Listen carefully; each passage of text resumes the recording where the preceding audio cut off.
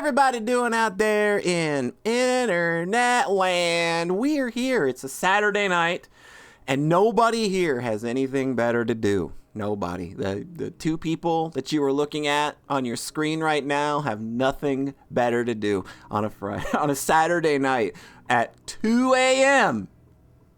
for our good friend DerTomatenToaster.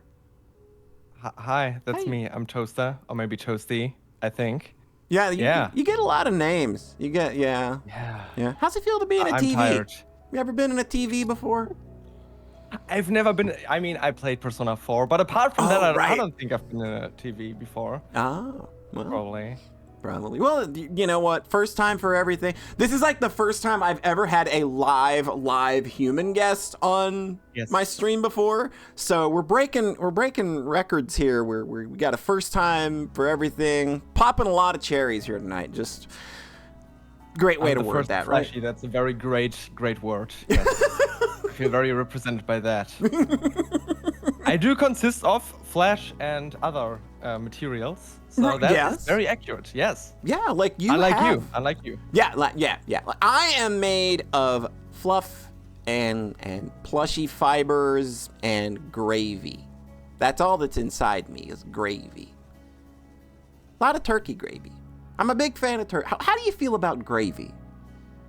I do not know what gravy is. You don't know what gravy is? It's a sauce that you make out of like meat. It's like a meat. Is that so? Yeah, it's kind of like, maybe they call gravy something else in Germany. I mean, I would assume that maybe. Yeah, like. So, I mean, the the German translation is just sauce, so that doesn't really help me right now. I mean, it is some sort of sauce. You told me, so it probably is correct. But maybe it's just sauce. Maybe I'll just call it sauce over there, and gravy is a weird American thing. I don't know. It sounds oddly like deadly though, right? Gravy, like grave. Yeah. It's got the word grave in it. That's messed up. It's very gravy. Yeah. Gravy is French? That just does not sound like a French word at all. Was it like gravia? Grevaya? I don't know French. No, I don't either. This is exactly how you expected this to go, isn't it?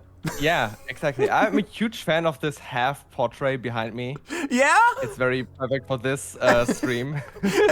Well, like we put her there. I put her there, obviously, for the obvious reasons, and that you were going to be here. So it's just like, of course, we got to decorate the place in like your video game. And then it's just like, well, now you've got a big fat TV head, but we can still see half of her gorgeous face, and that's all that matters. Yeah, and that's probably better because it would probably distract from the stream. Exactly. The entire time, like the entire face, that would just too much. Like we've seen so many people have screenshotted that one CG. The one, you know, the one. I don't even have to tell you which one. You just know.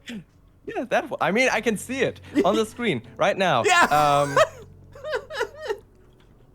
But yeah, there are currently 10 screenshots in the Steam community thing, and 5 of those are just that CG. It's a great CG. It's that CG that when you first see it, it just it stirs things within you. It speaks to you. It just speaks to you. So it speaks to me too. So I agree. Yeah. So welcome to the show, Toasty. We are here tonight to do kind of an interview / post-mortem on your video game that's sitting right here in our desk. Anamnesia Part 1, Am I My Body? This is your furry roguelike deck builder dungeon crawler game that you exactly. worked on. You figured it out. Yeah. Remember, the game had a different name when we originally met, I believe. Did it not? I mean, kind of. It was supposed to be just called Anamnesia, like the concept that does come up within the story. Yes, yeah. But yeah, I remember you making a point of like, we have to change the video game's name. Like what, like 2 or 3 months out? I mean, I don't know. It wasn't that long ago. It was right around the time when I created the Twitter account because I realized that there was a Twitter account called Anamnesia VN. that belonged to a furry 18 plus VN, and nothing against furries and 18 plus VNs. Not at all. No.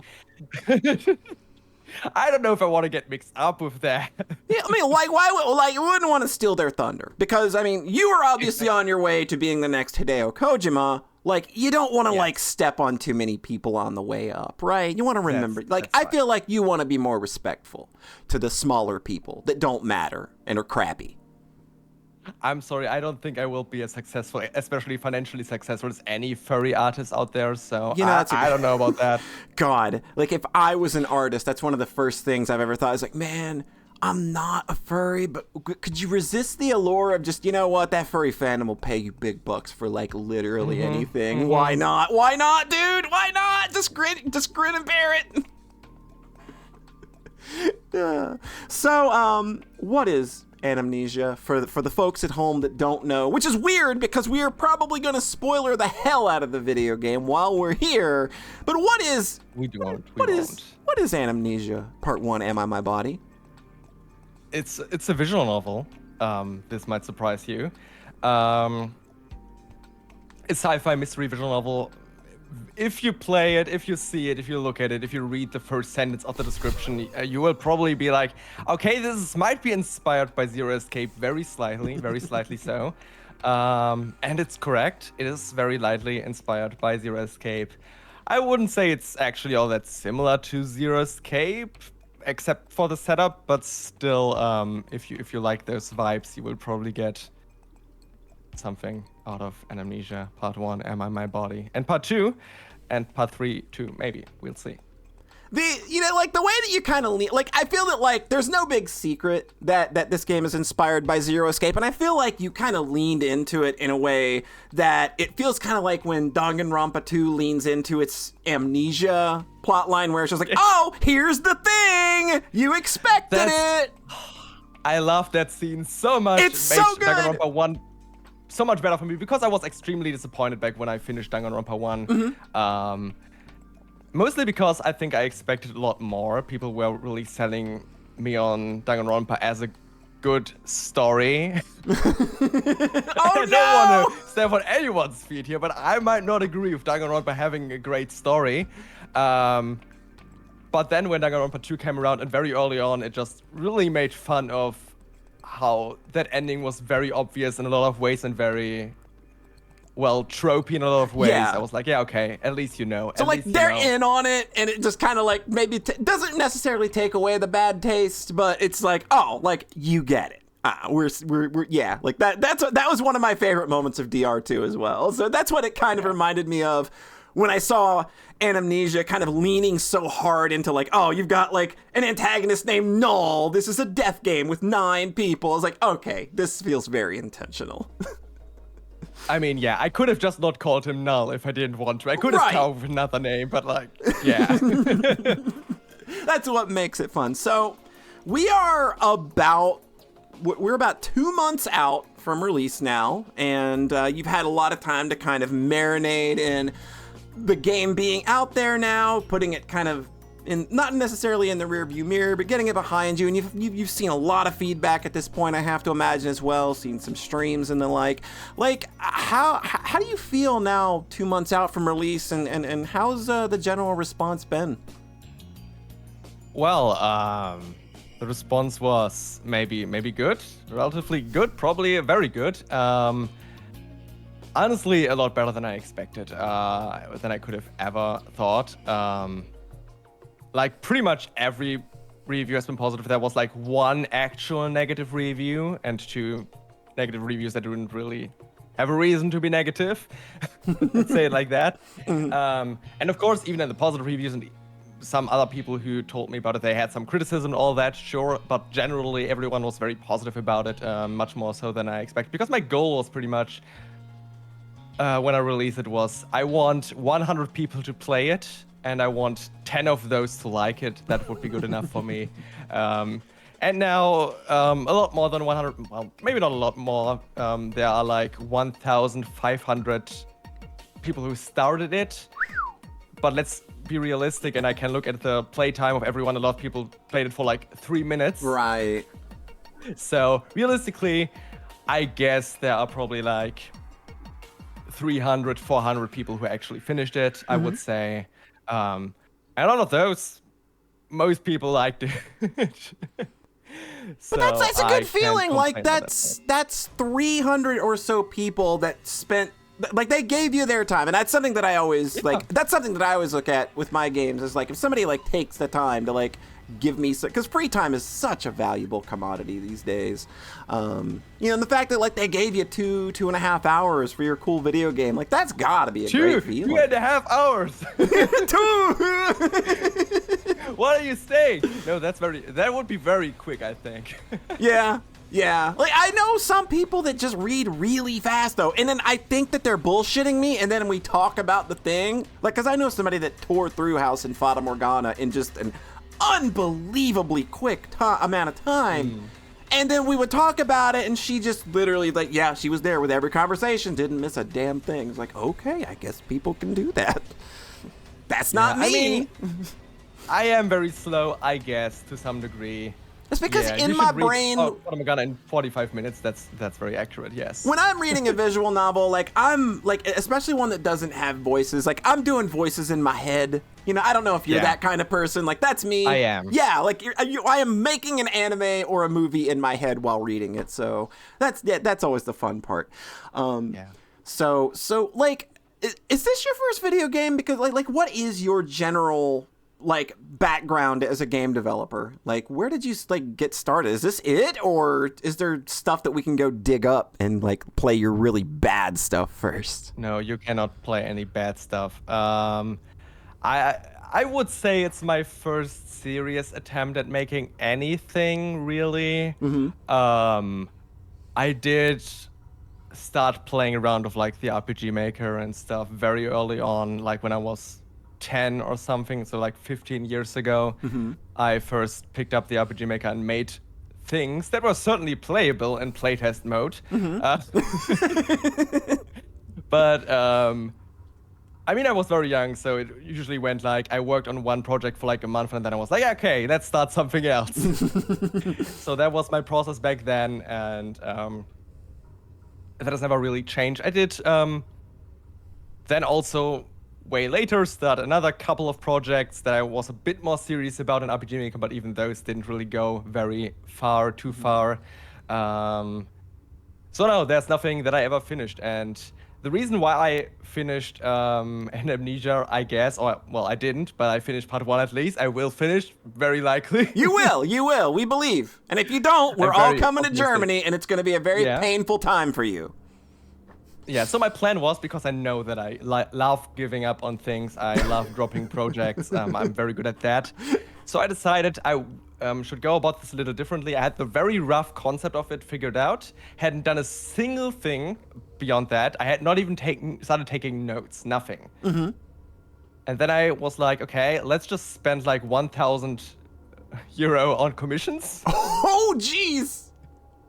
That's not all. Of course, I spent a lot more at this point already, but like, I just throw some of that in already, and then I'll be like motivated enough to finish. You got skin in the game now. Like, there's no going back. Point, I cannot drop it now. I have spent too much money. I'm too sunk cost fallacy.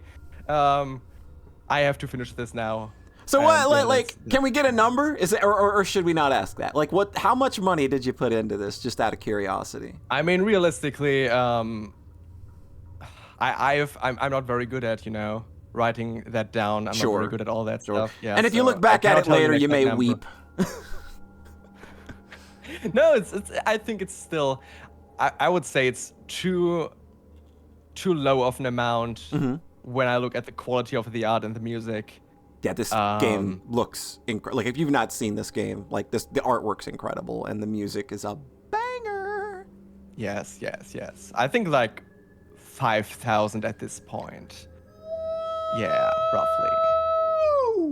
That is dedication. Still. It will be more. Still. Yeah. We got 2 more games left.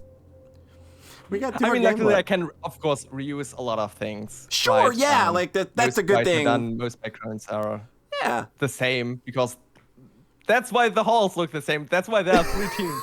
That's the entire reason behind that. Yeah, yeah, absolutely. Like, that's a great idea. Yeah. So like, with that, like, what was the first big burst of inspiration that led to Anamnesia in particular? Like, what was it that made you take, what was it, the birth of this idea that made you finally grab it and go, okay, this is the one, and then it finally just kind of became a real thing? Okay, do you want me to go way back? You can go far. You are the interviewee here, and this is your show. That's great. So, it all started. in like 2019, I'd say. Mm-hmm. It was a while after it was a couple of years already after I finished the Zero Escape series, but I was still very obsessed with it. I mean, I still am to some degree, I guess, but much more actively obsessed with it. And a lot of my friends were also, my roommate is very obsessed with Zero Escape. And so what I did, I don't even know how I got to that idea, honestly, why we did that. But I decided at some point that I would really like to turn the A/B game from Vertex Last Reward, so pretty much the Prisoner's Dilemma thing and all that, into a social deduction game like Werewolf. You guys know what Werewolf is in America, yeah, we right? have Werewolf, like, it's, like, basically Among Us. Basically, Yes. Among Us, I want to make a game Werewolf. like Among Us. That's Like, that's there what I are a wanted to couple say. of other really offensive names for that game that I won't say. But yeah, like, yeah. Good. So like that, but with the AB game at the center, and we played that with like 6 people, I think. Mm-hmm. Yeah. So it was good. It was fun for like one round. And we tried some other things. Because that was initially without any roll cards, it was just the AB game, just structured a little bit differently, so you could do it in real life. Mm-hmm. And then we added some roll cards and all that, and it also made it a little better. But the real thing we figured out at some point is the AB game is more interesting if you have actual characters behind it to some degree, and the choices you make have some sort of impact in the long run and aren't just a thing you decide at that particular time. So I was like, we could do an actual like role-play campaign, and I could write a story for that and blah blah. So I started with that. For a while, I thought about it. What could we do? And what I wanted to do is something that I wanted to come up with some story that could only work as a role-play campaign to some degree, with some twist that could only work as a role-play campaign, because that was what I liked about Zero Escape so much, that it was a bunch of stories that could only work as visual novels. Mm-hmm. Stories that very actively worked with concepts of the medium, like flowcharts and multiple endings and all that, and turned them into something within the story. And then I thought about, what could we do? Okay, I will use very precisely our room layout. So we had like a kitchen over here, and then a living room over here, and in the middle of that, a small hallway. And I was like, okay, we could split us up, have 2 people in the living room, 2 in the kitchen, and then another group of 2 who will always switch between the hallway and then one of the teams each. Switch back and forth between those, which is obviously the setup of Anamnesia, kind of, right, just with one character less per team. So I came up with some things, some twists, some everything, but then it was already 2020 and the COVID came around, and our group did not meet up anymore for a while. It never really met up again in that constellation, to be honest. Oof. Big oof. Yes, very, very sad life, right? So that was kind of dropped at that point. So next thing that happened, I was on the Zero Escape subreddit. We're completely leaving that alone for now. We'll come back to that. It will happen. It will all come together eventually. So I was on the Zero Escape subreddit, and someone posted about doing a Zero Escape inspired roleplay on Discord. Mm-hmm. And I was like, that sounds very silly. Yeah, sure. I'll go and join that shit. So the person behind that will be very angry if I tell you who it is, but that person is on the Anamnesia Discord and is a person who is there. But I will not tell you who, because I will say very negative things in a bit. That person is aware of that. That person agrees. So that roleplay was absolute garbage. It was very unorganized and terrible, and the story was barely existent and everything. Yeah, so it was terrible. But I was like, I still like the concept, and I still have this very silly idea from the roleplay I wanted to do in real life. Why don't I do that on my Discord? And so I did that on my Discord. We did that with, I think, 15 people, so 5 people per team. Oh, wow. And that was called the Truth Game. So it didn't have anything to do with the AB game anymore. I just took the general twists I had in mind, the general story, some of that, combined it. Okay, I combined it with a concept because something else about Zero Escape is the use of like pseudo physics and science stuff that isn't really real, but there are people who believe that shit, and you can kind of make fun of that and use it for your own story. Absolutely. And yeah, we had a physics teacher back at school who was kind of a conspiracy theorist, maybe, and he made an entire lesson at some point about like some weird quantum physics shit, and how it's kind of like telepathy, whatever, quantum entanglement, blah, blah. He made a video of that on YouTube. It's German, but it's very funny. I watched that again because I was like, I should watch that and make a game about that. That would be like Zero Escape, right? The perfect place to gather inspiration. Yes, exactly. So I took that and threw that in there as well to some degree and came up with a bunch of things and put that together. And I guess another thing was, okay, now it's not a roleplay in real life anymore. It's now a roleplay in Discord. So I should also come up with some kind of twist that only works in a Discord roleplay. Because that was also always my idea. Make a story that only works in this specific medium. And so my idea was, wouldn't it be funny if the chat log was actually a in-universe thing? Because, like metagaming is a thing in roleplay, because you're not supposed to actually read all the stuff that other players do. Yeah. And I was like, what if that is allowed? You can just read everything and use all of it, because the characters in the game can actually read all the chat logs. Oh, that's wild. Yeah, so that was the general idea about that, and then that was explained through the nanologs that would store all the logs of all the conversations happening, and blah, blah. So this is how all of these in-universe things really became a thing in the final game. Yes. Oh, that's wild. Like, that's so cool. Yeah. So it didn't work out perfectly. It was a lot better than the roleplay I joined. It did generally work out. It did generally have some sort of story, but some things went wrong with the other. I had another game master who kind of dropped out early for reasons and blah, blah. And so I had to kind of be cut short, and I just had to kind of jump to the conclusion at some point and be like, here, okay, these are the reveals. Here you go. That's the end of the story. But I think it still worked out very well. A lot of people hated the ending.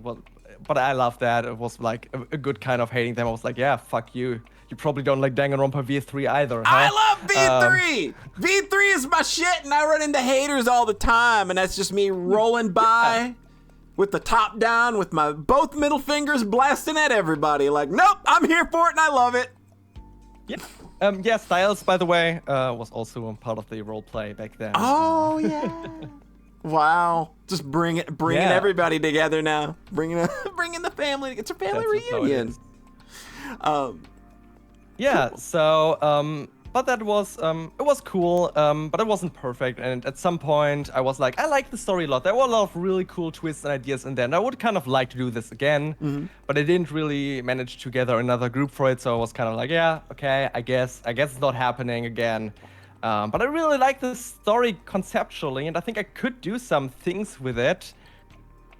maybe I'll just make a visual novel. That would be silly and funny, right? You've got the story already. Like, the hard part is done. Like, the hard part of thinking up a story. I mean, yeah, to some degree. Not really, but yeah. A good bit of the concept, it sounds like the world building stuff, like the fact that like the nanologs and stuff like that is part like that dates back to this, and that you can see that come through in the file. That's rad as hell to me. Well, there's one more detail I could maybe mention, and that's Sure. That will also explain a lot of things. That original roleplay took place in 2072, and I don't know if you still have the years in mind or anything, but. That might be a thing that happened. There might be a thing that happened in 2072 that's mentioned in. Yeah, brain is working now. So. I don't know if you want me to say it out loud, but I'll keep quiet if you don't want to go too. You can say it. No, I'm just thinking like, is this actually like, are you actually using this as sort of like the prototype, the trial, like in game now? It's just like, oh, yes, that's very cool. I mean. It's not really canon, I would say. Like, when I started writing it, it was meant to be kind of canon. So I did just take this and was like, okay, this is the first Truth game that happened, and this is kind of now based on that old Truth game in Universe 2. But I did change a lot at this point because I was like, I don't really have to keep everything in canon, have to keep it accurate to the law of the roleplay that 15 people participated in just so I can make this work. So it's not really canon anymore, all that happened back there, but just a vague kind of but it's a cool thing that's tucked in there that is now like the DNA continues to like run through like everything. It all still ties together, even if tangentially. Exactly. Like, that's really cool. That's rad. So what comes after that? Do you immediately start just like writing? Do you start designing characters? What order did things kind of start happening in once you suddenly realized, oh, I'm making a really for really reals video game here? That's it's so funny for me because back when I did the role play, I was very happy that I had to only come up with the world building.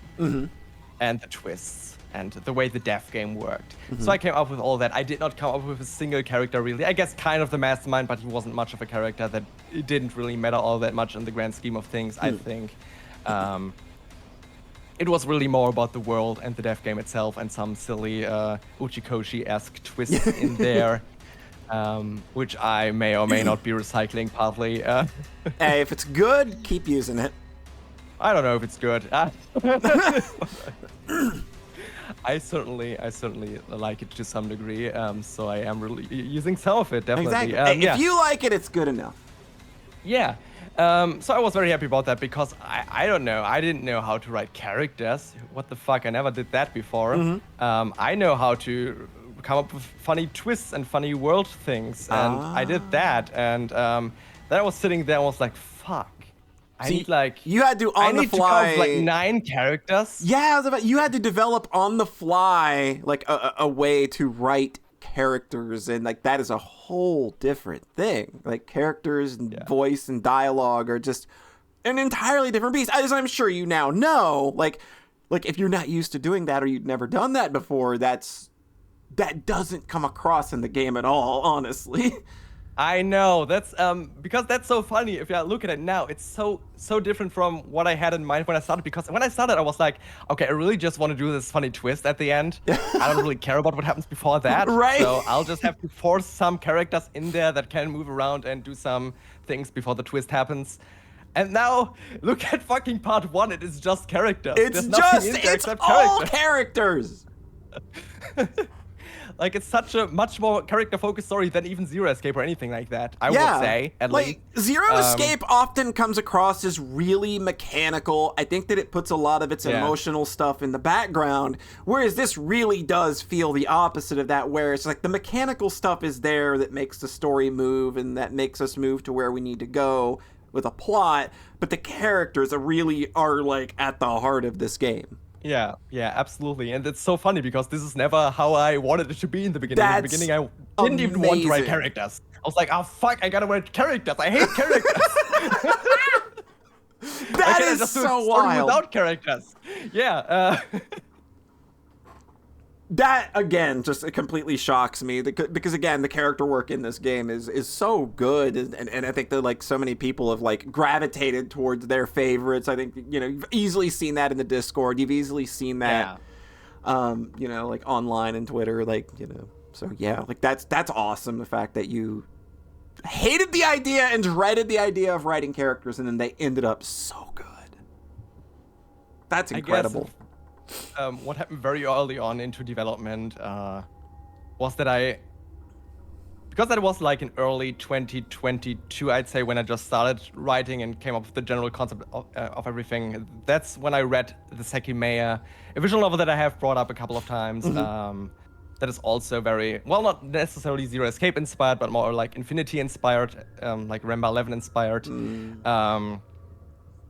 And that's a visual novel which really showed me, okay, maybe characters kind of matter, because that's a visual novel that just doesn't have characters. That's really the kind of story that I was planning to write. It's just twists and time travel and everything, and it's extremely complex, and I don't understand a thing about it. But the characters barely exist. They're really just pieces that move back and forth because you need the characters to move back and forth in time and space. Yeah. So you can have the twists with the time travel and everything, but they aren't characters. And I think that was the first time that I noticed, okay, that's what a story feels like if you don't have characters. I mean, not really characters.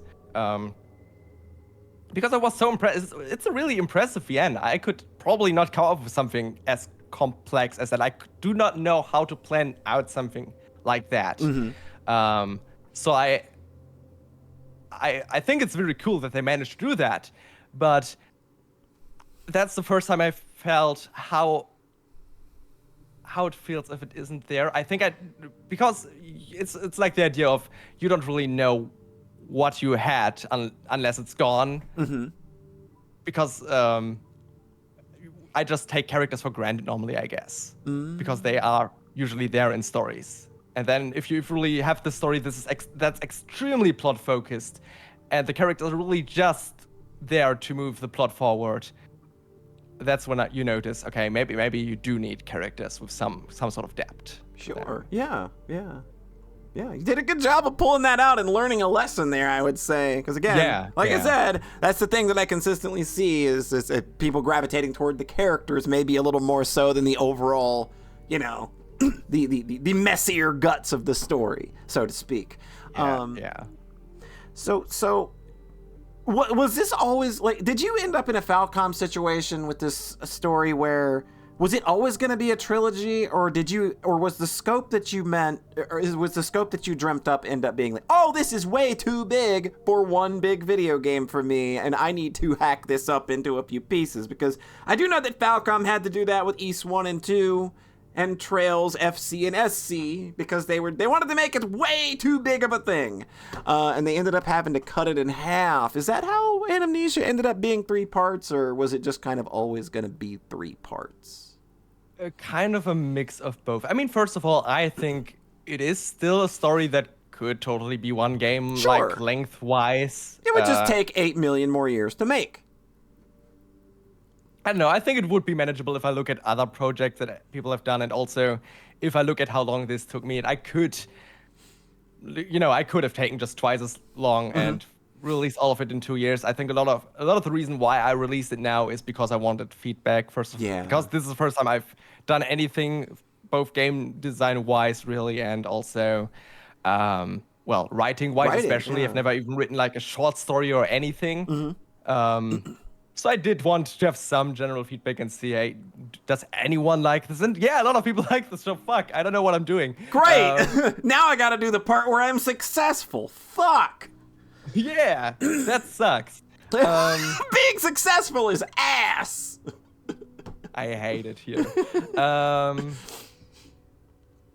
Yeah, so the original idea was always to have part 1 as this independent thing as it is now, pretty much. But the original idea was to have this more be of a demo for like a Kickstarter or something like that, and then do the rest as one game, and then put it all together into one game. Okay. But then I was like, yeah, actually, once I finished part 1, I already have like half the assets done because I can reuse so much of it. Mm-hmm. And do I really still need a Kickstarter? Probably not. Probably. I can probably manage somehow. So whatever. I guess I'll do this in an episodic release maybe, so people don't have to wait like 2 years for the rest of the story. So that's what I'm doing now. But the original plan then was to have 4 parts for a pretty long time. So it was like first part Adrian, then Sophie, then Amelia, and then the 4th part would be the finale, what happens afterwards. Mm-hmm. After all the things that, happen next to each other. But then I realized, like, Emilia's perspective by itself, just that happens in parallel to the other 2 perspectives, there isn't really much at that point that you will learn there. Because sure, there are some things you don't really hear that are still hidden from you, blah, blah, but generally, once you hear what Oliver tells you about what happens in that team and what Nathan tells you, tells the other team about what happens in the QT, you'll know most of it. Would this really be worth an entire part just for the small details that you didn't hear from them? Probably not. So I will probably go through that just a little bit faster. Mm-hmm. Just rush it a little bit and then do the big finale and all the reveals and twists and shit in the second half of part 3. Yeah. Cool. Like, it's nice to have like a vision now of the shape that this story is going to take. As somebody who's a fan of this story, it's kind of nice getting that information. It's like, oh hey, like now we know kind of the general shape that this story is going to take. Yes, but this is the shape. That's awesome. Of the story. It's a very good shape. It's very pear-shaped. It's like a pear-shaped. Hey, here's a fun question. Here's a fun question. Oh no, is this one of the fun questions? Yeah, it's going to be a fun question. You like fun questions. I hate fun questions. Yeah, great. Let's go. So, I can't help but recently I finished Yuri visual novel series Flowers. And yes. Something that series did continuously that just I laughed every time because I swear there was just somebody sitting around there. Okay, they've got a character Bible, and this is just a detail point. And every character in the damn game has a data entry for this. Every character in Flowers is vividly described at some point as having a unique scent. What unique scent do every character in Anamnesia have? What does Adrian smell like? Yeah, I'm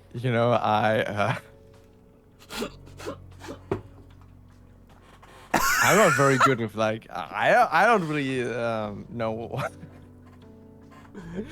We gotta fill in the fan wiki. Come on. There's no character Bible. I need to know what Evelyn smells like. This is important. Yeah, I mean, you can figure out what Evelyn smells like. You already said as much in your streams, I think. That's very good. Okay, now you're throwing it back at me. Good. I wasn't expecting you to be the one to bring it up. Yeah, I'm sorry. Maybe she just smells like fried rice. Okay. She just smells like fried rice. She's smelling like a snack. You don't have to answer the question. I just thought it would be funny. I just think that's a very funny thing. That, yeah, somebody has a character Bible, and there's literally every character in this game has a unique scent that you've ascribed to them. That's interesting. So it got me wondering, like, what do all the characters in this world smell like?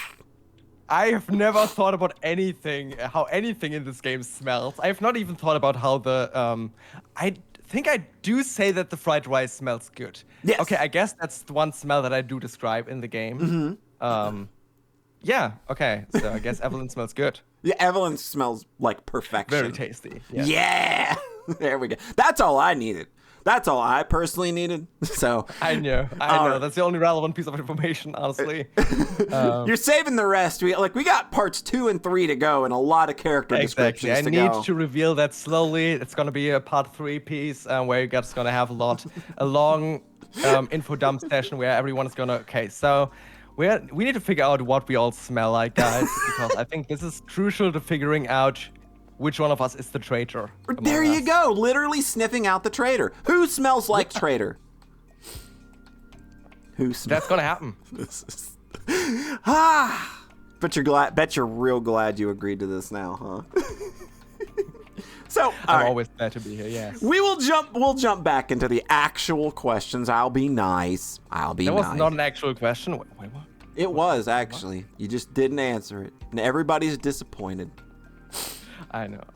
All right. I'm very sorry. So I know how I'm not very funny. I'm not very good at spontaneous comedy. Spontaneous funny. It's okay. Not everybody can be a comedic genius like me. It's fine. I forgive you. So, Thanks. How do you approach writing a visual novel, as in actually writing it? Because for me, I find that it is easier for me to visualize what's happening in this game and what I'm doing and how to pace a scene in the editor itself. So I am that person that has RenPy open and that I am typing in the script and then I am, reloading the test, like you can bring it up and reload the test in real time and then just keep redoing that to like kind of get a feel for each scene. Are you an in-editor kind of person, or do you like did you script the game out separately and then bring all the text into the game? Yes. I did not open RenPy a single time before I had finished the entire script. For real? Wow, that's amazing. I didn't even think about how RenPy works before I had finished the script. Then I was like, I guess I should look into RenPy a little bit, maybe. I don't know. But yeah, no. I wrote everything in Word, and I will do the same thing now with Part 2. Mostly, I really need the spell check. I'm very bad at writing. Right. Spelling wise. And that's probably the reason why there was so little typos, I guess, comparatively. Because Word did catch most of it. Of course, sometimes I just write the wrong words. Right. As in, I write another word correctly, but it's not the correct word that's supposed to be there. But yeah, generally, it catched most of the typos very quickly. So I think that's just very, very helpful to me. And I also like having it count my words. I don't know, I don't think RenPy will count my words. I mean, the editor for that. So I need to know how many words I wrote today so I can know whether I did good. Yeah, so like whether you're taking yourself back to your room and beating yourself with the whip again, or if you're or if you're letting yourself have a cupcake tonight. Exactly. If you're allowing yourself to even eat dinner. That's how it usually goes, yeah. Is that how you kind of paced yourself through the game? That's how I lose weight, yes. What? Is that kind of how you paced yourself through the game, though? Is where you just kind of like you'd sit down and say, I'm going to try and do X number of words a day, or did you just try to only write when you felt like you really had the inspiration to do so? Both. So it's usually I'm going to write once I have the inspiration. I'm going to write when I feel like the moment comes, and then it doesn't come. So I have to force myself and say, okay, you're going to write this many words today, you stupid fucking bitch. Even if they're bad, get them out. Yes. But no, they're never bad, because that's how I write. Sure, yeah. I mean, that sounds very I'm only writing perfect words because I'm a perfect writer. No, that's not what I mean. They named it Word Perfect after you. Yes, exactly. No, that's not really what I mean. I know that the usual writing process for most people is they just write a scene, just write it all down, just write it all out there, and then they edit it to be a proper scene. I cannot do that. I will sit in front of one sentence until it's perfect. And even if I sit in front of a single sentence for 10 minutes, it's fine. I need that sentence to be good. Before that sentence is good, I'm not going to continue. And so that's why I'm very slow at writing. But once I have a scene finished, it usually stays roughly the same. I do some editing, of course, once I have everything done.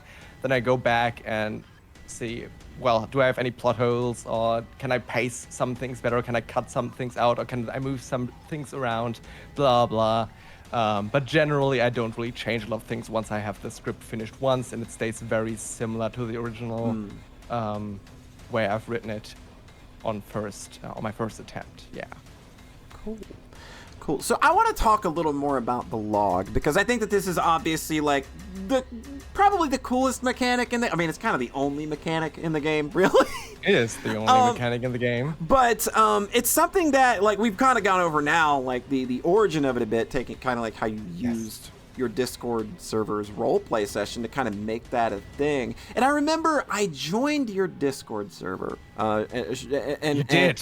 And like one day y'all started talking about how everybody hates the backlog in visual novels. And oh no, nobody hates backlog in visual novels.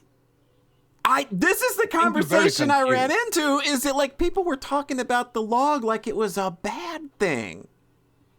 Formatted data, here, see? Formatted data, I think that's boredom. Because that's that's a reference to 2236 AD. Do you get it? Yeah, I get that. Good, very good, very smart.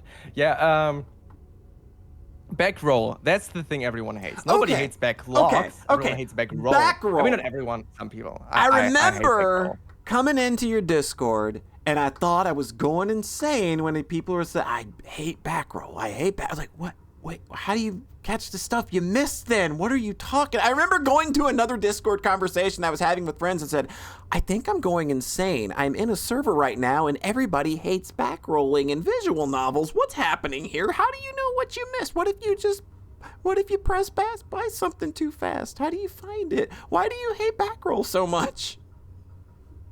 I don't know. I think backroll just fucks with my vibes, you know.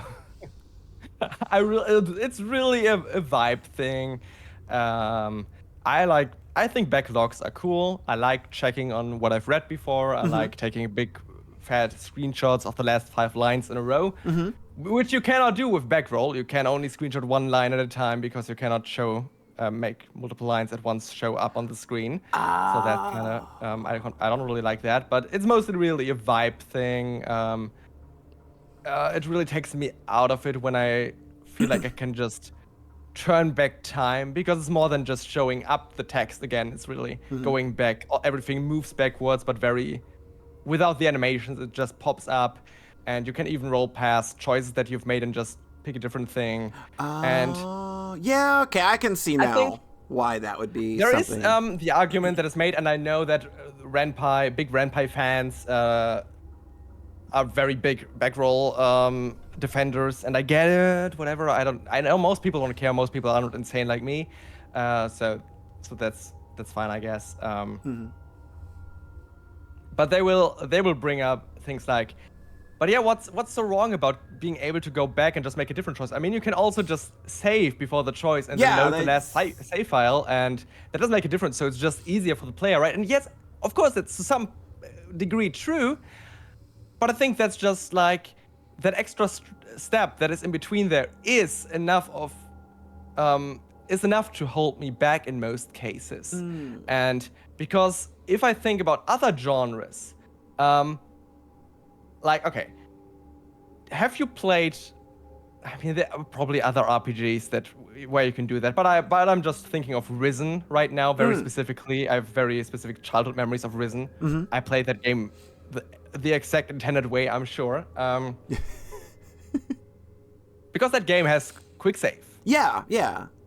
And so what I often did was I just fought an NPC that was in my way, that was way too strong for me to fight, that would kill me in like 1 hit, and I would need to hit the guy for like 10 minutes straight without ever getting hit to kill him. And you could just save scum that every hit or something. Yes, what I did. Every time I hit, I save. Right. Okay. So that's the thing I can do. That's the thing I can do. And it didn't bother me, right? Right. Because it's obviously not the intended way to play. No. And I knew it was not the intended way to play, but I did it anyway because I felt like wouldn't you? But it would be different if the game just had like an automatic button that lets you go back to the last time before you were hit. Yeah. And like you would a Control just Z or something. Yeah. Okay. Yeah. Because at that point, you would just be invincible. And I mean, I'm invincible in both cases. Yeah. So like degree. Okay, I get you now with the back roll thing. Because it didn't make sense. Like, I remember thinking I was going crazy. reading that conversation because it's like, oh, we're just calling the same thing different things. I got it now. Okay. Because I thought we were talking about the log. No, logs are very cool. Logs are good. I like logs. And we like the log in Anamnesia. It's unique in that it only captures bits and pieces of conversation that Adrian specifically hears. How tough was that to implement? Because I can't even think of like how you would parse that and make that a thing. Like how do you make that work? Like that's an interesting. Oh, that's extremely simple, actually. Really? I mean, I cannot tell you the exact code right now because embedded coding and I wouldn't ask you to do that. But like, it's really just a callback, a character callback. So you can make certain events automatically play out whenever a character says a line, and there is just a variable that you can turn on and off, like a setting thing. Store stuff in the backlog and don't store stuff in the backlog. So whenever the narrator talks, it just turns off the storing the backlog, and when the line is over, it turns it on again. Gotcha. Okay, that's actually a really clever and easy way to implement that. I'd never thought of that. I was sitting there thinking of that the whole time I was playing. I was like, how did you only make it do that? But I guess. And I know you also asked about how I did the thing that it checks. Yeah, how do you make it check for like you checked for like when a character was saying a specific line and you checked, you went back and made sure that you caught that. Like there are things hidden, like where Adrian's inside his own brain, he's thinking, and you're reading his narration, but conversation's happening around him, and you need to roll back up and catch those bits of conversation he missed while he was in the brain zone. Like that just seems like it's crazy to me how you got like one thing is written on screen, but then you wrote something else to his log. Oh yeah, I don't actually know how I did that. I don't remember how I did that. That specific part. Oh, damn. It probably wasn't too difficult. It's probably also a simple solution. But what I actually meant is that it knows whether you check the log. Yeah. Like the number of times you checked. Yeah. That's all, because that's also very simple. Okay. I imagine that's just incrementing a variable anytime the text window pops up that looks at the log. Whenever the text window opens, it just has a function that runs and okay. It increases the variable by one. That's the simple part. And then, but you were asking about when how it checks whether you open it at the right time. At the right time, yeah. And that's so simple, it's so stupid. And what I'm really just doing is that function, which also increases the variable by one each time, also checks if this variable is not 0, then it goes into a nested list of if statements, and it just goes if that variable is 1, 2, 3, 4, 5, and so on. And that variable is like current scene or something. It's called current scene. So when there's a part during which you are supposed to open the backlog, I just go current scene equals 1, and then once that scene is over where you can check the log, it goes back to 0.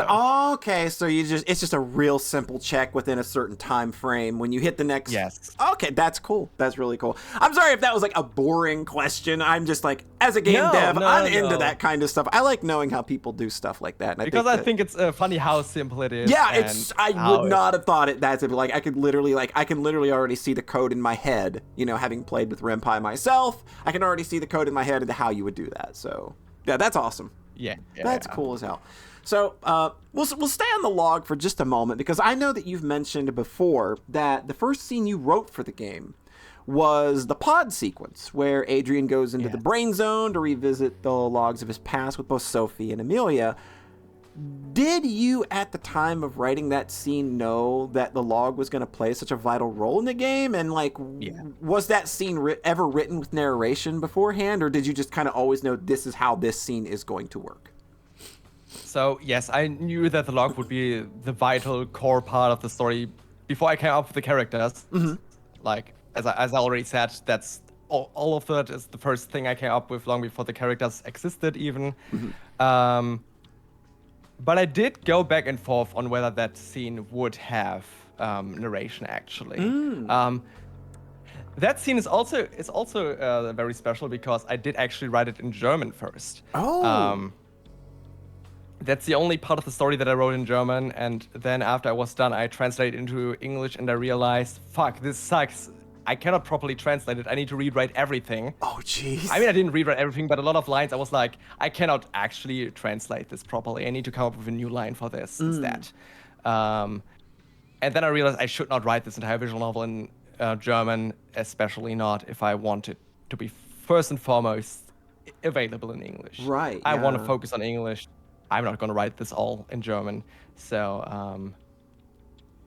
though I guess, I don't know how much of a difference it really made for that specific sequence, but it was certainly, I don't know, it certainly felt different to write in German first. A little easier to come up with lines to write. But then when it came to translating, I was like, yeah, fuck, this doesn't work. So. Ich habe keine Lust, yeah. Yeah. If anybody was going to make the reference, it was going to be Beekner. I don't know what that reference is. I'm sorry. I'm pretty sure it's a Rammstein lyric. Oh, Yeah. I do not listen to that band. It's okay.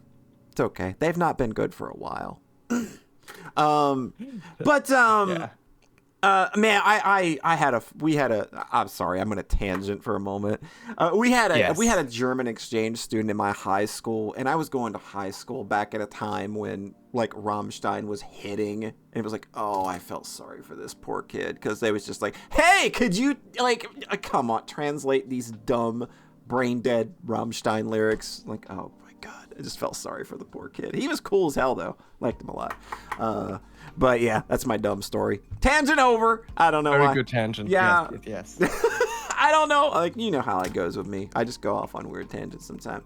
Oh, that's great. I love tangents. But okay, like sticking more with Adrian, since we're main character, let's talk about him a bit.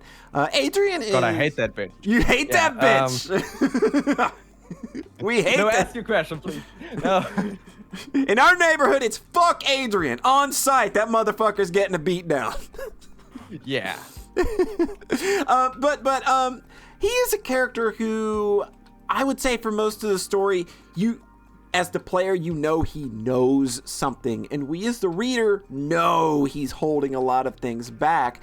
And I think a lot of the time, players sort of try to project themselves onto visual novel protagonists, and when in this case, it's very clear that Adrian is a character, and that he is not the player's puppet.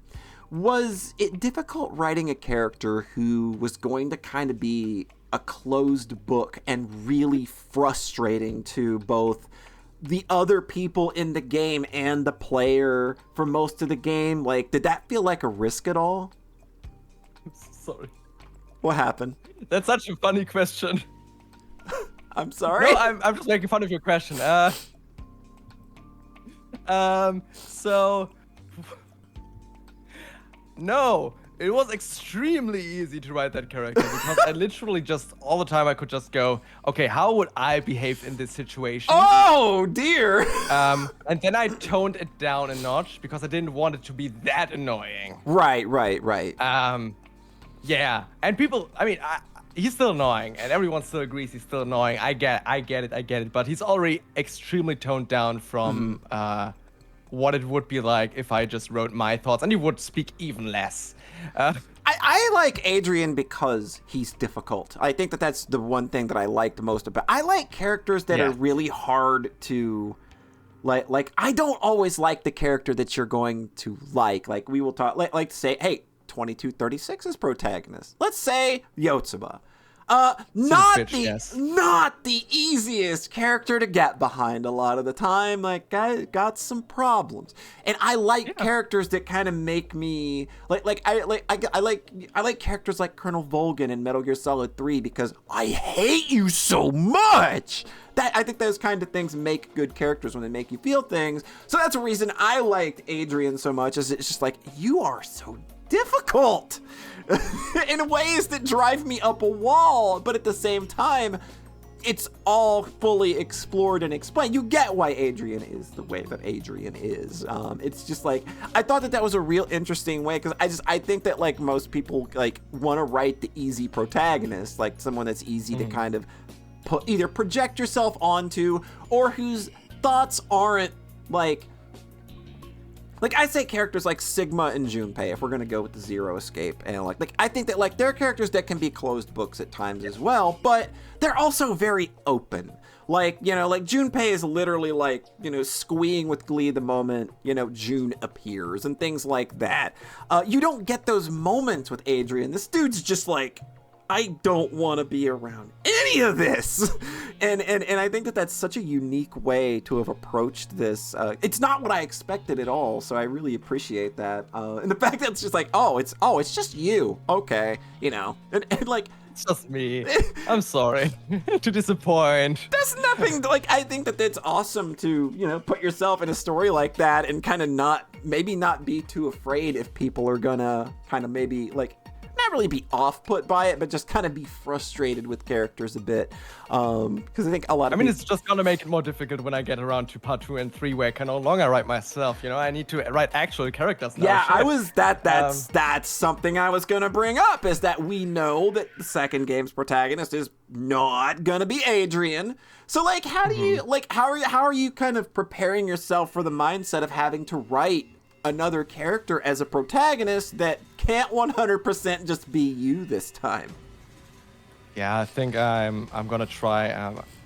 One of the first reviews told me I should go outside more, and I think that's just what I'll try to do a little bit. Try to talk a little bit to people a bit more, and then I'll figure it out. I'll figure out how that works, and then I'll just get in there. I'll just get that done. That will be very, very easy. It's not going great so far. We get a peek of that. We get a peek of that a bit in Anamnesia, of you kind of popping into other characters' heads, and I think that like immediately already kind of there. I think that you've started kind of dialing that in a way that was just like, I'm already interested in what's this character going to see? I want to know what their thought process in this situation is, and I'm just really interested in seeing how you're going to approach that from the other perspectives. I think that that's cool. Yeah, that's that's the whole idea, of course, behind Anamnesia to some degree. That's why you have the 3 perspectives to see most of their thoughts. And I'm just gonna tell you, they're all mentally fucked up. I mean, like, of course. It's not gonna be that just Adrian is fucked up and now you're gonna have the normal extroverted person who works as a functional human being. No, hell no. No. Like that was me. That was me and John when we were writing her lullaby, and afterward it's just like, yeah, we're writing the fucked up characters, because guess what? Fucked up characters are way more fun to write for, and it's easier for me to do because I'm fucked up. Exactly. No. Oh yeah, that just to go back a bit to what you said before. Sure. You were, because we jumped a bit away from that, you were asking, or kind of mentioning whether it was difficult, you know, to write a character that was, a bit difficult as a character, a bit of the not typical protagonist. And honestly, I think that's kind of an aspect that I think I want to lean in even harder, and I didn't really have the courage to pull off as hard as I want to. Like I said, I toned it down a bit. I didn't want him to be too annoying. I wanted him to be to at least to some degree approachable, and because when I look at like Yotsuba, for example, and if I look like at I don't know if you know Shuzo Oshimi, is a mangaka. He wrote like Flaws of Evil and Happiness, and he wrote some manga. Okay, yeah. I know Happiness. He also Happiness is really cool. It's also on the list of inspirations for Anamnesia, definitely. Right. In a very specific way that you'll never figure out. Oh, okay, that's interesting. Because, okay, I will get back to that in a minute. Sure. But yeah, if I look at his manga too, he is very good at writing really annoying, scummy protagonists. And when I just look at Anamnesia, I'm like, I'm almost there, but I didn't fully commit to it. I did not fully commit to it. I hope I can try to commit to it a little more in part 2 and 3. I'll see. It would be great. I was still playing it safe to some degree when I compare myself to like, both Yotsuba and the protagonist in Shuzo Oshimi manga. Adrian is still like he's of course he is very what is that a word in English? Egoistical? Egotistical? I don't know. Self-centered, I guess. Sure, we're gonna like egotistic, egotistic, self-centered. Those work. So, something like that. He is that.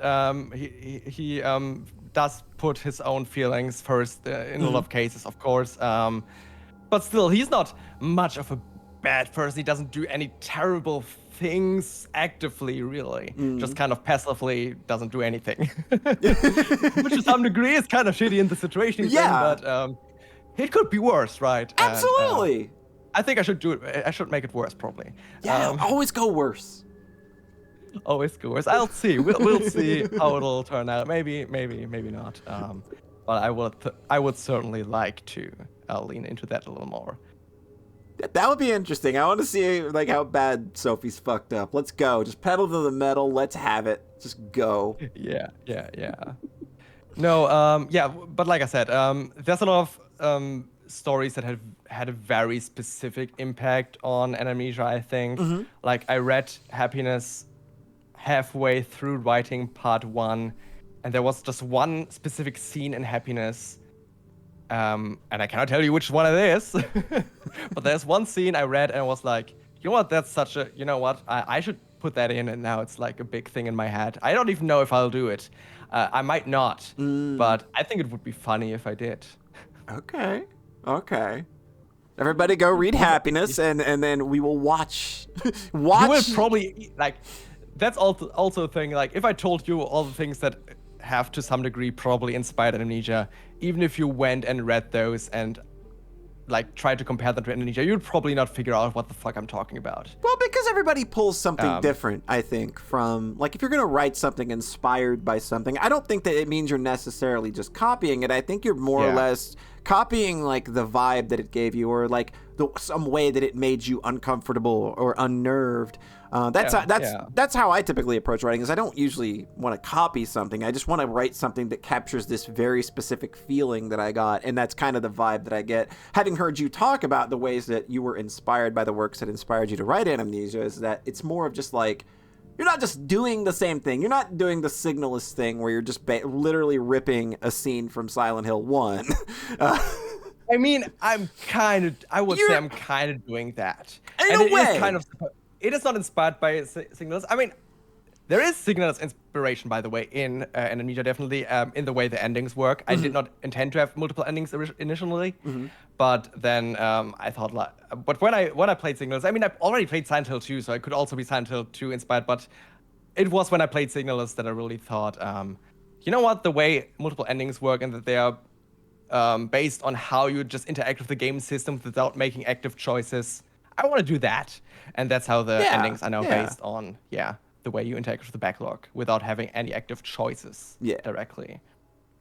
Very cool. So that's also kind of an inspiration here. But yeah, I do think there is a similarity here between Anamnesia and Signalis, and it is very... that is not something I took from Signalis. That was something I wanted to do from the beginning. That it obviously very actively... copies Zero Escape, but in a very obvious way, not in a way where you think, oh, this is such a rip-off, but in a way where you're like, oh, this is obviously a reference, and it also multiple times goes like, has lines like, oh, well, maybe this, he just took the name Null because he isn't very creative or something. Yeah, you know? Like, it's like, maybe the writer, wink, wasn't very creative. Yeah, exactly.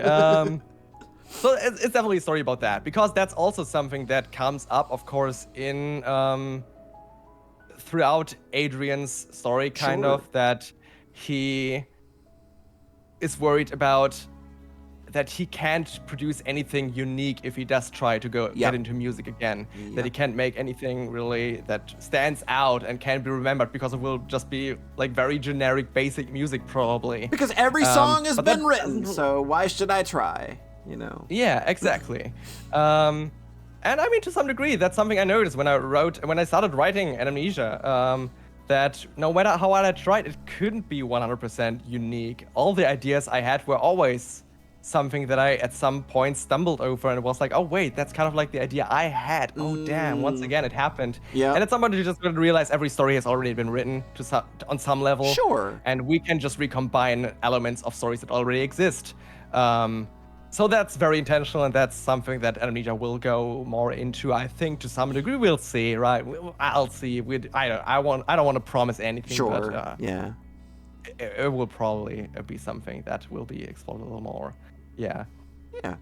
And cool. Yeah, Boredom just brought up myth influence in part 2. Myth influence definitely in part 3 if it happens. Because the myth influence is, funnily enough, it's not a myth influence because it's the thing that the happiness influence. The thing that happens in happiness that's kind of might happen in part 3, maybe not. When I read myth, I was like, okay, you know what? That's kind of also has kind of myth vibes, maybe. Myth is finally gonna get its due. Exactly. Myth's time to shine. I feel like I'm gonna end up roped into reading that someday, just because. I don't want you to. You really shouldn't. I know I shouldn't. I know I shouldn't. But you didn't want to either, and it happened. It happened. Yes, sadly. So it's. Just, I regret everything.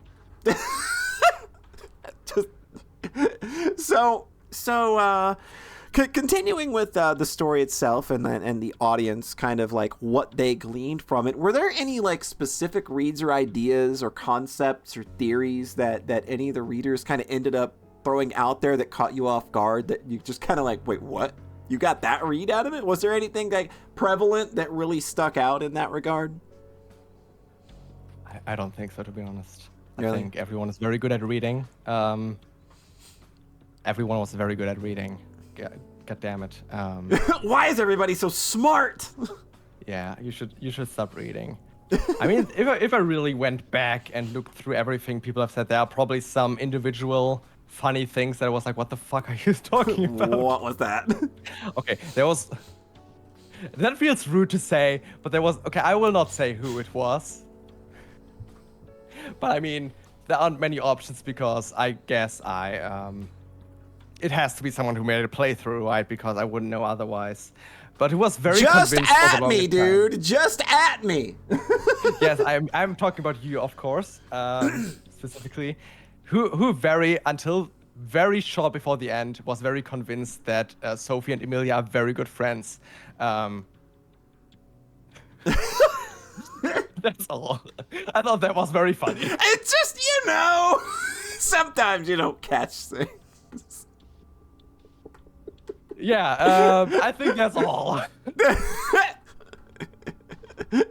Just gal pals, that's all. Yeah. Just roommates. Just roommates. Okay, well. I mean, it's open to interpretation to some degree, I guess, right? Yeah, maybe. Yeah, it's just. If we're talking, to Bandai, sure, it's just up to interpretation. Yes. Okay. On the other side of the coin, is there something that you feel readers missed that you wish they would have like glommed onto?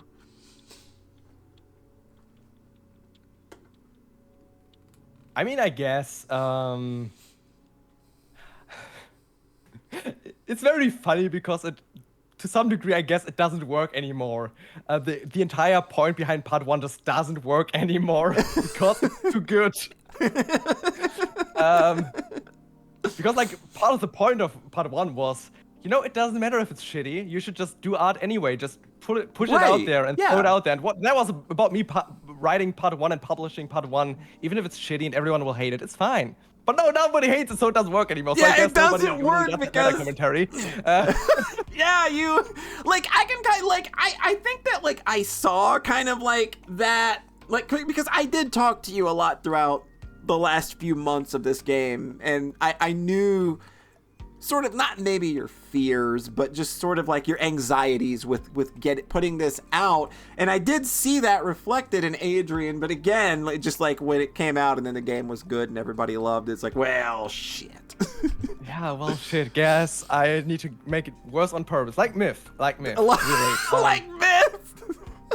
I swear to God, I'm not going to spoil Myth to you, right? But maybe a little bit, but... Go ahead. Go ahead, let it fly. Extremely fucking the most boring thing you can imagine, and then at some points it goes, you know what? This was actually boring on purpose. Yeah, that's kind of what happens, and I was very upset about that. I mean, it's the worst part. It's still bad after that, but like sure, it's still, but it really does go. Okay, the last 10 hours of this were boring on purpose, and nothing happened on purpose. And like I respect that in a way. I don't. You're not Flawless Under Rain. You cannot pull it off like Suda. That's a good point. That is a good point. Yeah. I don't know. I don't. I didn't vibe with that shit. Didn't vibe with it. It's fun. Not everything's gonna land for everybody, as we know. True. But, so. Okay, game still had like a relatively smart scope, but is there anything that you couldn't fit into the scope of part 1 that you wish you could have? Like, is there any kind of like lingering, like, I want to, if I'd have just taken an extra month? Okay, first of all, I do want to mention one thing that I just noticed. Sure. I noticed that I'm very much constantly staring in the corner of my screen, so my cam looks very silly. You know what I'm staring at the entire time? What are you staring at? I'm just looking at your face while you're talking because that's, the polite thing to do. It's a nice thing to do. I think that it works out. Like, this whole television thing worked out fine. It's a great visual. Yeah, God, no. Oh yeah, good night, person in chat. I'm very, very good at all this. Professional streamer over here, folks. Yes. I do professionally stream sometimes, not really. So, I mean, I brought it up before. I would have liked to have a third ending because I feel like 2 endings is kind of a weird number. Maybe that's just me. I think three endings feels like you have like a proper variety. 2 feels like you didn't try. Sure. 2 feels just like the typical. You have this last choice very near the end. I mean, it does work this way in this case, but still, it kind of feels that way. And I think 3 is really where you have like really different outcomes between a couple of players, and now it's just people either found the kind of secret ending-ish, and people just got the normal ending. Most people just got the normal ending. So I would have liked to have a third ending. And I mean, I already mentioned what that would kind of entail if I did it now, probably. But I don't know. I don't think it's a bad thing that it's missing. Because I like how vague a lot of the backstory really is, and I think it really works kind of on that level because that really is open to interpretation to some degree. Sure, Adrian's backstory and all that, and how that exactly plays into the character he is. Because there are a couple of elements that are left very vague about not just Emilia and him, but also way before that, his childhood and everything, which is really just hinted at. But yeah, I think I could go more into that if I really wanted to, but I think it's also just a cool thing to leave a little more vague. So yeah, no, I don't know. Do you want to see anything that I didn't put in? I mean, if I thought, like, to me, like, when I finished the game and when I got the ending and then I went back and I saw the other, I just kind of felt like this feels like a complete thing to me. I feel like I've got most of what I wanted out of this. Not that I wouldn't want more, obviously, but like I never felt like I was missing anything. And I think that that's probably the most important part, is that I didn't feel like I was missing anything, or that like not having that those details about Adrian's life, like I didn't feel like I was missing it. I felt like there are things that I could probably infer if you kind of look at the way some parts of that script read, especially the pod sequence. I think that you can look at a lot of the way that some of that stuff is it feels very carefully worded to me in some ways. And I feel like everything is very carefully worded. I can tell you this is there are some scenes, some scenes which I already think are right now some of my favorite scenes. they're gonna be so much better once you go back with full context. Yes, absolutely. I, as somebody who has read this game twice now, I think that I absolutely there are definitely scenes that popped a lot more when I had the context of what happens in that game, and it's just like you start seeing like little bits of foreshadowing or just very careful wording of like the way somebody will say something in a very careful way. And that doesn't strike you as really intentional the first time unless you're really paying attention. But when you have that context the second time, it's like, oh, that's really smart. Yeah. And if you go back with the context of part 2 and 3, it's gonna be there are some scenes which just are where it's really just gonna be you look at the facial expressions of characters, how they react to certain lines. And you're just gonna be, oh, that's why they reacted that way in this very moment. Yeah. They don't even say anything, and it's just funny to me how did I come up with that, and I don't know how I will replicate that in part 2. Yeah, that's a lot. That's another thing that I don't know if a lot of people pick up on with this game is that even when characters aren't talking, they're still reacting to things visually. And that was a very deliberate thing, and it's just like that's going to be actually like it's something that like I gleaned a bit more of on the second read through, but it's something that I think will obviously, like you said, when we have the context of part 2 and 3, it'll probably make a lot more sense when you go back and play the game again, and you start putting all of that together. So it's really is like a game that will keep on giving long past the point of you having read it once or twice. And I definitely think that's one of the big advantages of it being kind of episodic. I think it is very much a story that does kind of gain some things from going back to portions earlier in the game at later points. So, and I mean, it does also allow for some theory crafting in advance. I always think that's a cool thing. Figuring out the truth in advance. I think it. People are already having a lot of very good theories where I'm like, damn, I'm good at foreshadowing, maybe. Yeah, like that's a cool thing. Like Ryukishi once said that like somebody figured out Higurashi, when Onikakushi came out. Like somebody got it right. Like somebody sent a fan theory, and they got it right. So somebody out there.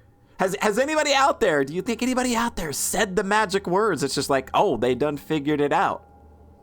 I think a lot of people have figured out a lot of individual things wrapped in a lot of wrong, Gotcha. So it's kind of like both endings. I mean, that's how both endings also work, where Adrian does say some correct things. Both endings do contain some parts of the actual truth, just wrapped in a lot of obviously wrong, because I'm not going to reveal the whole truth in the first part. That would be silly. You got to have and I think that you've got to have room for human error in there, because nobody's realistically going to figure this out, just in the situation they're in. They're just like, your brain's working half good, half bad, and you're going through this emotional turmoil on top of it. Maybe some of the details are going to get a little wishy-washy. So yeah, that's cool. And I mean, it's very similar to the way I saw some theories of players now. A lot of people have figured out a lot of correct things individually. You just need to combine them all, and you'd probably get very close to the actual truth. I guess. Right. That's very cool. And that's one of the things that was really fun about streaming it, is that it was just like kind of spitballing ideas and just throwing things at the wall and watching you react to them. That was a fun thing to do. And reading other people's deductions on the Discord. Really good. Join the Discord if you want some really good discussions. If you've played this game. Yeah, there's been some reading other people's thoughts and stuff has been really cool. Just seeing what everybody's theorizing. It's good stuff. Yeah. So I need to excuse myself and blow my nose real quick. Sure, go ahead. I'm allergic to Polish people in the spring. I'm half Polish, so it's you can say that. You can do that. Yeah, it's fine. I can say that. I'm with you. I should mute myself for that. Yeah. I'm sitting here the same way. Allergies are just flaring, so I completely feel toasty in this very moment. We are one and the same. You've probably heard me sniffling, but...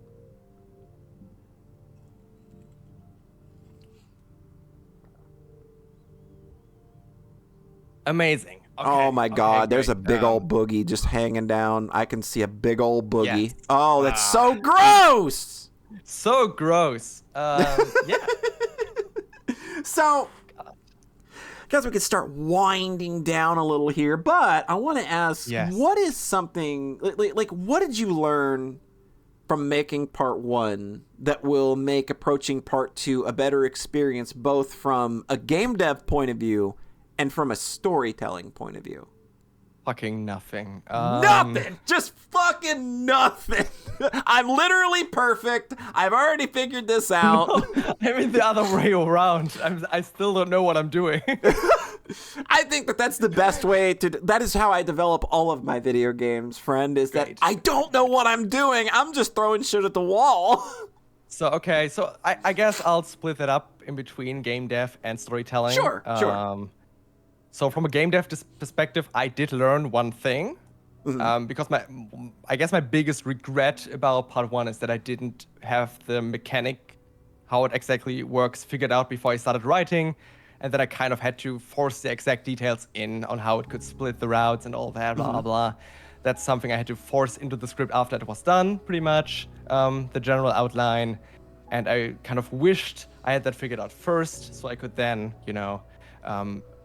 keep it in mind while writing from the start. So I learned that I should figure out the gameplay first and then build the story based on top of the gameplay mechanic. So I'm not doing that for part 2. I have not figured out the gameplay yet. I'm already writing. So oops, you've already just failed part 1. Jesus Christ. Yeah. So so is part 2 gonna have a different I mean, it kind of has to, because I feel like that's the problem, right? Because Adrian's like the log thing and the way that you interact with it for part 1, I feel is very unique to Adrian, and I don't feel that like Sophie's is gonna have the same kind of mindset. With there are two problems. First, Sophie does not have Neuralink. She doesn't have Neuralink. So like, so that's the first problem. But even like, I was like considering, because that's the one big criticism that a lot of at least the biggest criticism that I've seen from most reviews is, I wish there was more to the log mechanic. There was more done with it. I hope part 2 does more with that. And I was like, oh god, part 2 is not gonna have a log. What are you talking about? That's kind of a problem. Yeah, so I was shortly considering, like, yeah, I guess maybe I could retcon it, and I guess Sophie just gets a Neuralink. She just gets it implanted when she gets knocked out and kidnapped. She just gets it in there. Let's go. I was considering that for a short while, but even then, it doesn't really work, because the way I do use it is, of course, very much tied to Adrian as a character. Yeah. Because when do we have to read the backlog? Whenever he just zones out and is in his own like brain and doesn't listen to people and loses focus, and that's like a character trait of his. Yeah, I can't just repeat that with other characters. Yeah, like that doesn't like we haven't met we don't know a whole bunch about Sophie, but I can tell you that she doesn't strike me as the person that's off in La La Land while other people are talking. Yeah, and like even if we didn't know anything about her or anything, it would just be repeating the same thing. It would be. Yeah, exactly. I couldn't do that a second time the exact same way. And yeah, so I'm currently thinking, okay, I guess I do need to add some kind of gameplay mechanic. I don't know, I'm gonna think about something. I mean, my initial plan was just to be an asshole and just not have a backlog at all, and no backroll and nothing, and you just couldn't go back, and that's like, fuck you. Yeah. You need to remember things yourself, just like Sophie. Maybe actually have points in the game where you have to remember a thing. Yeah. I'm currently considering to still have back roll for a couple of lines and maybe do something with that. I have some ideas. I had some entirely different ideas that had nothing to do with it that I kind of scrapped because I felt like they strayed too far from the initial concept. There are a bunch of little things, but I don't know yet, so I'm just writing. So yeah, I failed that. I did not learn anything when it comes to game design. Didn't learn a shitting thing. Yeah, Adrian is an ADHD nightmare. That's the point of part 1. Yeah.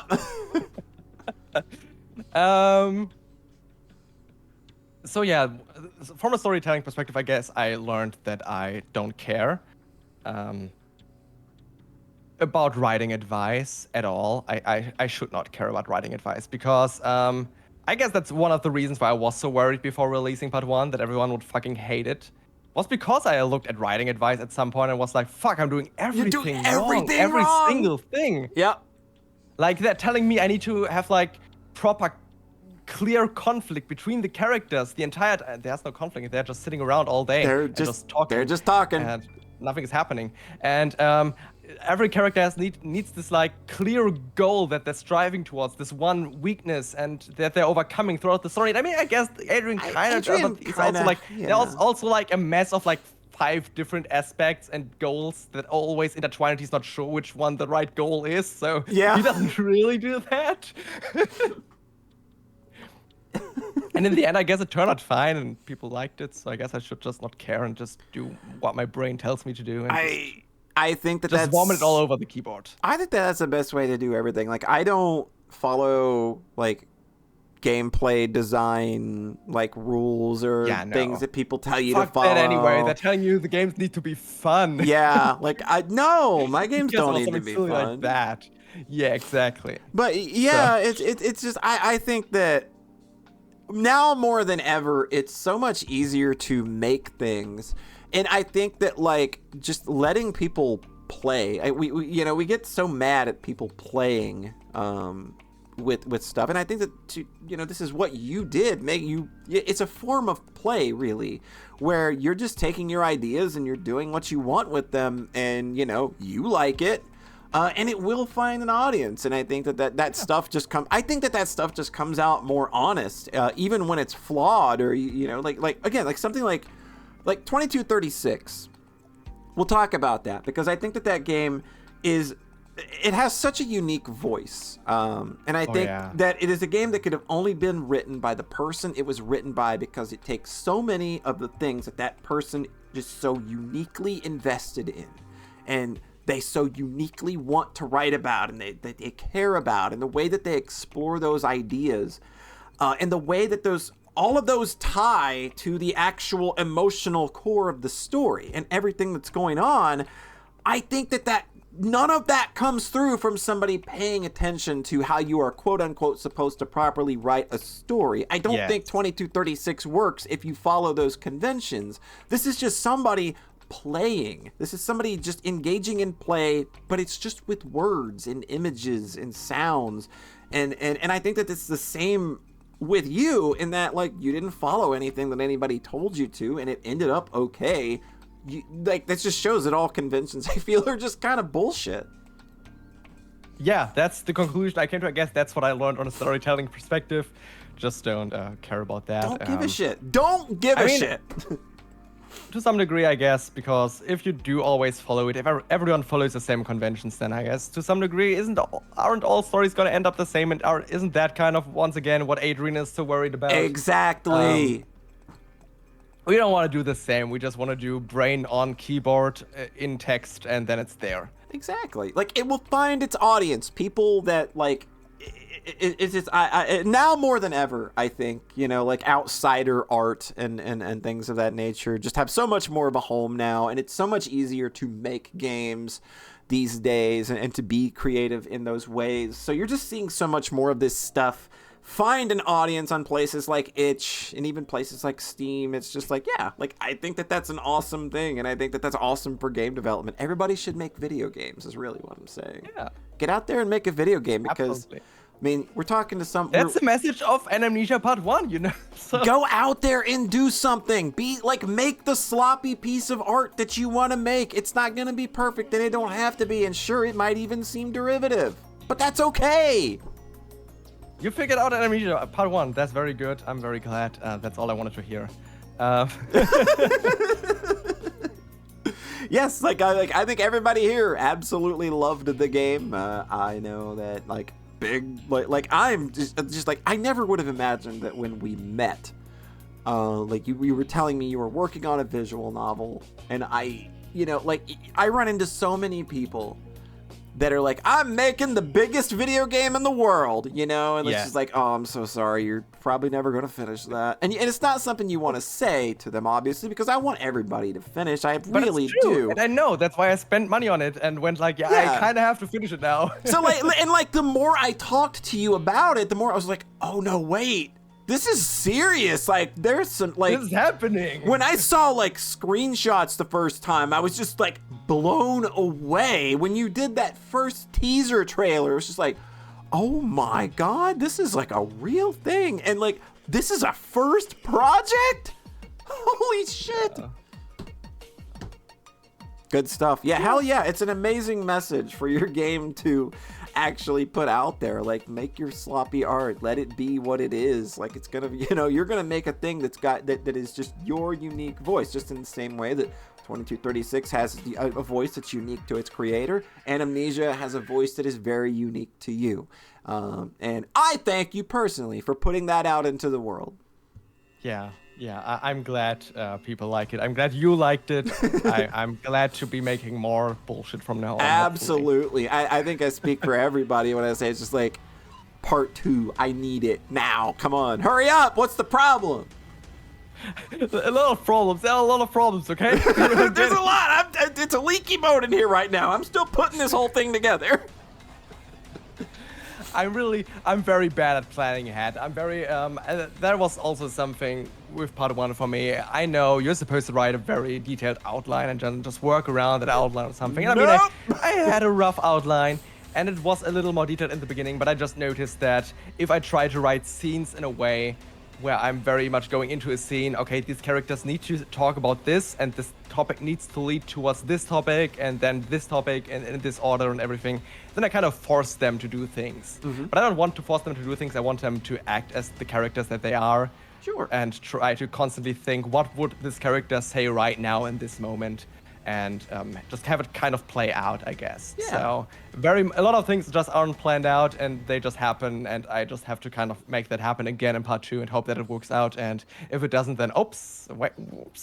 That's why you got part 3. That's why you got part 3 to pull it back on course. There you go. Part 3 is gonna fix everything. Yeah. There you go.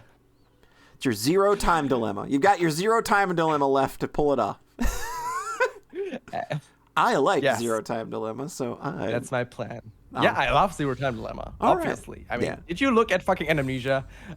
I mean, come on. It's there.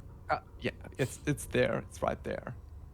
All right, Toasty, we will open the floor to chat. This is the most awkward part of every one of these streams, is when I say, hey, chat, you got any questions? And then the chat goes, fucking nope. So, chat. Hi.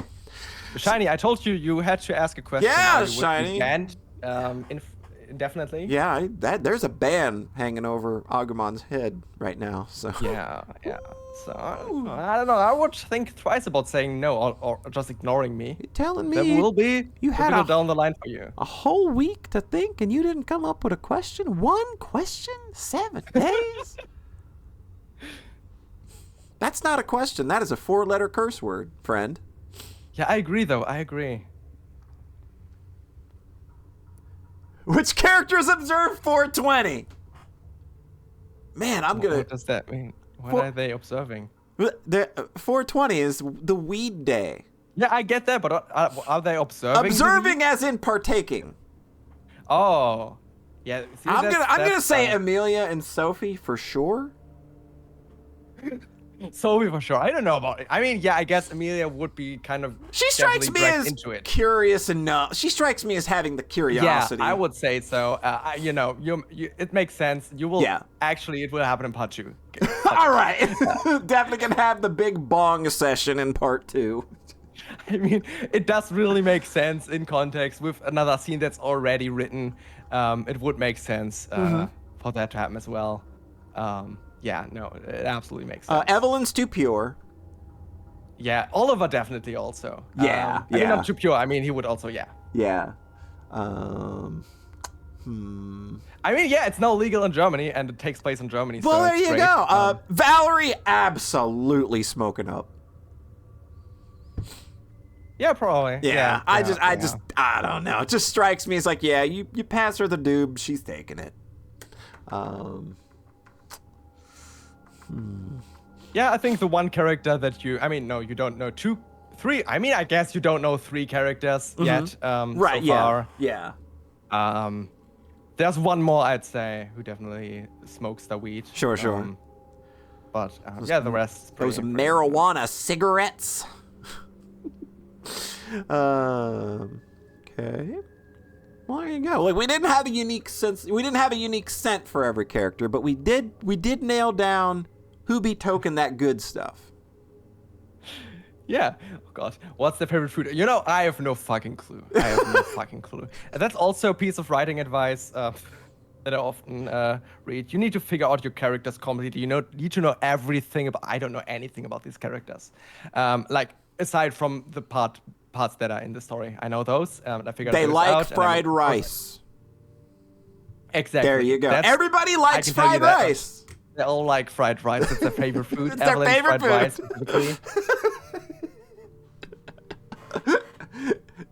Oliver smells like Heineken.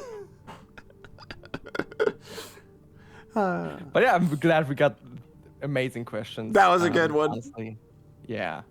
Blood type, star sign, favorite movie, everything. You got to figure it all out. Especially the blood type. Especially the blood type. Yeah. That's the one that always cracks me up. What was your reason for having twins as characters? Okay, that's very extremely simple. That's extreme. Can you guess it? I mean, you can probably not guess it.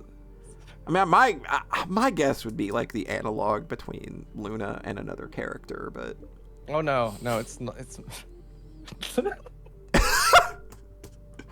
Okay, so the reason is, it saves money. That's another good reason. Less. Yes. Okay, you did it to save money. One Sprite at last. One Sprite. Yeah. I love that kind of honesty. Hey, that works. I have good reasons for the twins now. I came up with them afterwards. There are now very important themes involving twins in the story and everything. But when I initially came up with these characters, I was just like, yeah, you know what? Having 2 characters look the same. Maybe give them a different hairstyle. They have different hairstyles. Scorpion and Sub-Zero, that shit. That's much cheaper. Fuck that. I should have made all the characters twins. I should have just gone like the Nana 9, the initial experiment where everyone is just twins. Everyone's just twins. There you go. Just lean into it some more. Yeah. Any more questions from chat?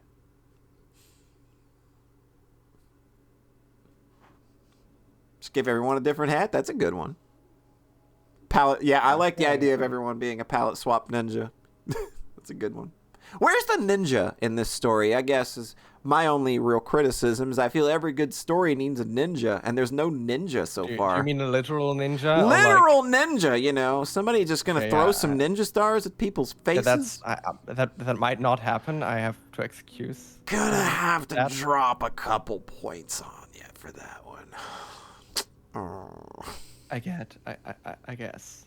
Who was the ninja in my visual novel? Cool. I'm gonna ban Poncho Smith now. It's better that way, yeah. Can't get your secrets leaked out.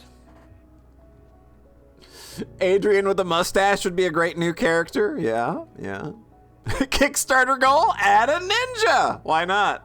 A Kickstarter goal that only Polly can buy, but it has to be adding a ninja to the game. See, look, people are really into this ninja idea. Yeah, I'm realizing that. I guess I have to just scrap part 2 and make Sophie a ninja. There you go.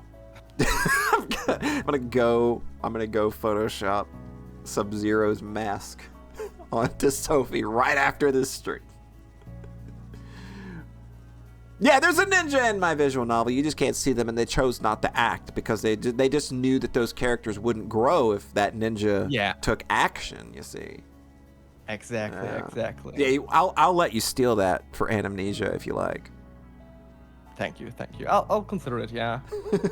And then just like the last line of part 3 is like, oh, and there was like a ninja in here too. He just pops out. It's like, all right, my job here is done. I could make that work. Oh my god. You don't even know. Do you know how You would literally kill me on stream if that happened. I know. I would it's literally. It's not gonna happen. I'm gonna be realistic, but I could probably make it work if I really wanted to. Right? I'm just saying, if something stupid like that happened, you would literally kill me on stream. You would have to call 911. I mean, I could make a joke ending. Yeah, sure. Sure. Yeah. Like if you collect all the weapons or something, I don't know. There you go. And you have to play a rhythm game. You have to play a bad rhythm game. You can't miss once. Yep. Oh, and then yes. Yeah. That game's real hard at the end. Oh, did you ever finish that? Did you do the rhythm game? You did? Yeah, it's easy so, peasy. It's so hard. I'm a drummer, and it's so hard. I wish I was a drummer. It's fun.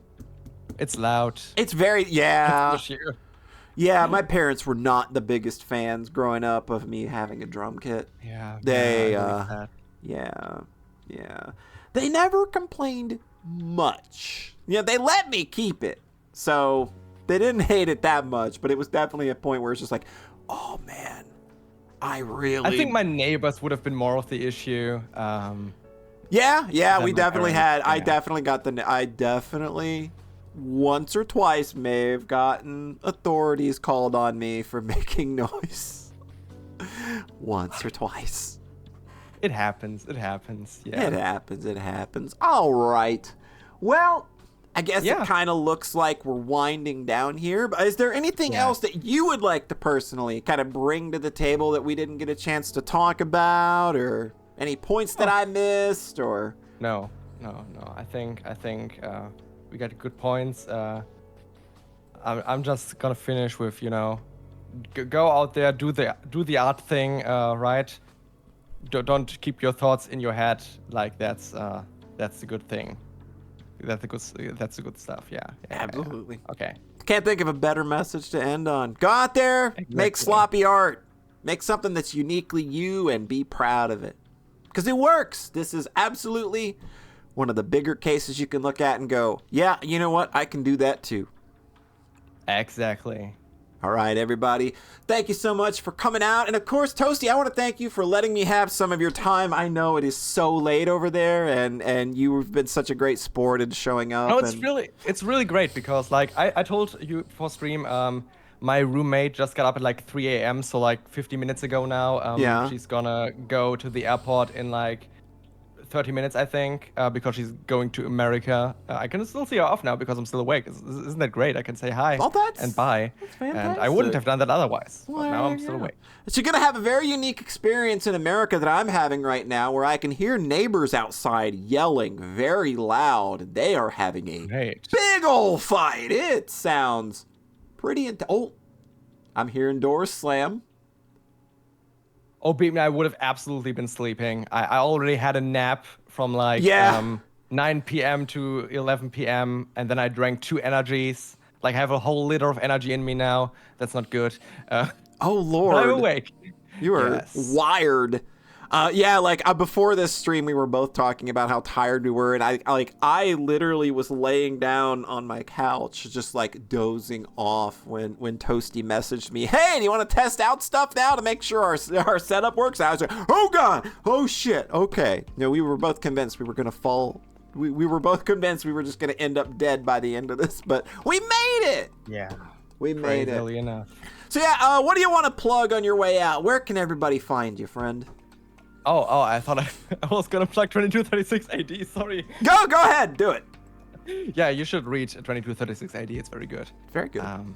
You can also find me at DerTomatenToaster, that's me, or TomatenToaster, or you can, you can join the Discord, you can play Anamnesia, that's a visual novel, I don't know if you heard of that.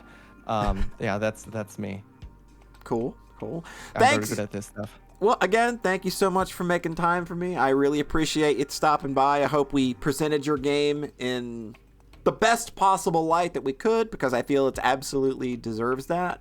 And thanks to everybody for coming out and spending your Saturday evening with us. This was a great time. We're glad that you showed up too, and we hope that you had a good time. And I guess with that, I'm going to throw myself in the dumpster and get out of here. So, bis bald. Bis bald.